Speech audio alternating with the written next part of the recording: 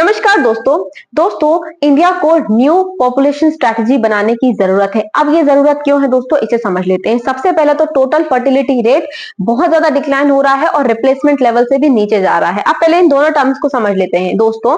Total fertility rate का मतलब होता है पर विमेन कितने बच्चे जन्म लेंगे। दोस्तों रिप्लेसमेंट लेवल का वहीं पर मतलब होता है 2.1 चिल्ड्रन पर विमेन, मतलब हर एक लेडी से, हर एक औरत से 2.1 चिल्ड्रन का जन्म होना, इसे रिप्लेसमेंट लेवल कहा जाता है। अब दोस्तों कई राज्यों में जो टोटल फर्टिलिटी रेट है वो रिप्लेसमेंट लेवल से भी नीचे जा रहा है, मतलब 2.1 से नीचे जा रहा है। जैसे कि आंध्र प्रदेश में 1.5 चिल्ड्रन पर विमेन दोस्तों हो गया है। इस तरह से दोस्तों पॉपुलेशन की एजिंग हो जाएगी, टोटल फर्टिलिटी रेट डिक्लाइन होगा, तो in the coming times Bharat की जो पॉपुलेशन है वो भी कम होती चली जाएगी, जो कि भारत देश के लिए एक अच्छी बात नहीं है। इसके बाद में दोस्तों भारत जो है वो एक डेमोग्राफिकली रिच कंट्री है, मतलब हमारा डेमोग्राफिक डिविडेंड काफी ज्यादा हाई है। डेमोग्राफिक डिविडेंड का मतलब होता है दोस्तों वर्किंग एज पॉपुलेशन।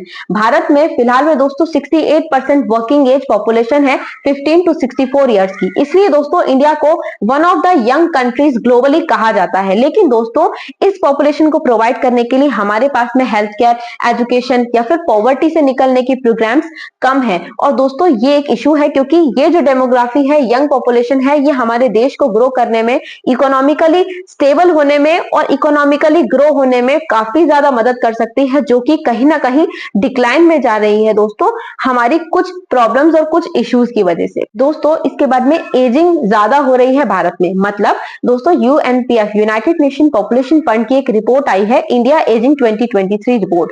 इसके हिसाब से दोस्तों भारत की आने वाले समय में 20% आबादी बूढ़ी हो जाएगी। अब दोस्तों इस बूढ़ी आबादी का ध्यान भी उस यंग पॉपुलेशन को रखना है जो आगे जाके बूढ़ी होने वाली है। तो दोस्तों इस तरह से अगर एक तरफ फर्टिलिटी डिक्लाइन होगी, दूसरी तरफ दोस्तों एजिंग बढ़ती जाएगी, तो भारत की यंग एज पॉपुलेशन कम हो जाएगी, जिसकी वजह से दोस्तों देश की प्रगति हॉल्ट होगी, डिस्टर्ब होगी, जैसा कि दोस्तों चाइना में भी हुआ है, जापान में भी हुआ है, जो कि ग्रे सोसाइटी बनती जा रही है, मतलब वहां पर बूढ़े ही बूढ़े हैं। ऐसा भारत में दोस्तों नहीं होना चाहिए, इसलिए नई पॉपुलेशन स्ट्रेटजी की जरूरत है। इसके अलावा दोस्तों हमारे देश में रिसोर्सेज की काफी ज्यादा कमी है, मतलब दोस्तों जिस भी लेवल में फिलहाल में हमारे देश में पॉपुलेशन ग्रो हो रही है, उनको खिलाने के लिए, उनकी फूड सिक्योरिटी इंश्योर करने के लिए, हेल्थ केयर प्रोवाइड करने के लिए ही हमारे पास में फैसिलिटी नहीं है। वाटर स्ट्रेस बहुत ज्यादा है, प्लांट अर्बनाइजेशन की कमी है, जिसकी वजह से दोस्तों जितनी पॉपुलेशन है वही फिलहाल में अच्छी कंडीशन में नहीं है। तो आने वाली पॉपुलेशन जो ऑलरेडी कम हो रही है दोस्तों, अगर उसे बढ़ाने की कोशिश हो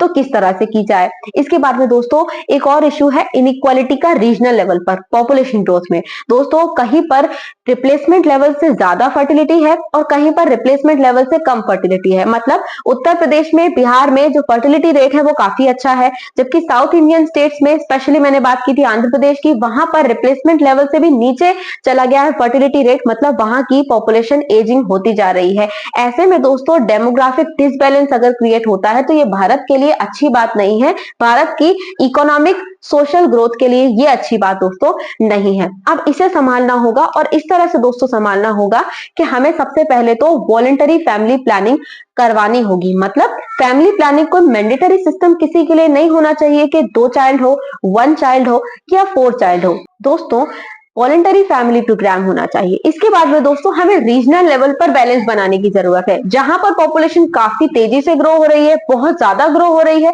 उसे थोड़ा सा नियंत्रित किया जाए, और जहां दोस्तों रिप्लेसमेंट लेवल से नीचे चली गई है ग्रोथ, वहां पर पॉपुलेशन की ग्रोथ करवाई जाए, ऐसे प्रोग्राम्स चलाए जाएं, अवेयरनेस प्रोग्राम्स चलाए जाएं दोस्तों। इसके बाद में दोस्तों होलिस्टिक डेवलपमेंट करने की जरूरत है।